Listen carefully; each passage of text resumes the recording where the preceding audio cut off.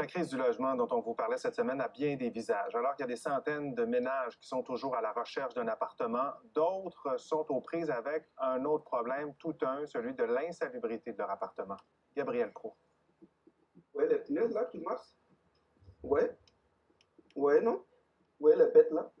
Plusieurs locataires de la rue Jean-Brion, dans l'arrondissement La Salle à Montréal, se plaignent d'être infectés par des punaises de lit et autres vermines. C'est le cas de Mahamoudou Yabré et de sa famille. Ça, c'est la chambre de ma fille et sa petite sœur. Nous sommes obligés d'abandonner la chambre à cause des punaises. Et ça fait 3 fois comme ça que je jette mes matelas. Regarde ça peau. Madame, comment vous vous sentez? Pas bien du tout. Il dit payer 960 $ par mois pour son 4,5. Si vous voulez des preuves, et les voilà là. Moses, qui n'a pas voulu être identifié à la caméra, doit cohabiter avec des souris qui s'infiltrent depuis des années par les plaintes électriques. Les souris sont toujours là parce qu'ils sont nombreuses. Le matelas, tout le sommier, et lui aussi c'était neuf.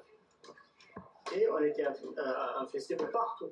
Après avoir formulé plusieurs plaintes et convenu d'une entente à l'amiable avec son gestionnaire d'immeuble, Théodorus Waldé s'attend à des résultats.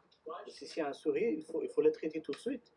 J'ai le coquet, il faut le traiter tout de suite. La compagnie en charge de la gestion de ces immeubles dit avoir investi 70 000 $ en frais d'exterminateur au cours des 5 dernières années. Elle déplore que certains locataires tardent trop avant d'informer leur gestionnaire. C'est eux qui sont en contrôle de leur logement. Donc, s'ils veulent que leur logement soit salubre et que les coquerelles ou souris ne viennent pas dans leur logement, il faut qu'ils collaborent avec l'exterminateur. Pourtant, selon la loi, la responsabilité incombe en majeure partie aux locataires, précise cet avocat. La responsabilité principale, toujours pour les réparations, incluant pour les vermines, les insectes, revient aux locataires. À la Ville de Montréal, on ne veut pas s'avancer sur un nombre précis de logements insalubres. Toutefois, on a accru le nombre d'inspections et le nombre d'amendes est resté plutôt stable. Ici Gabriel Proulx, Radio-Canada, Montréal.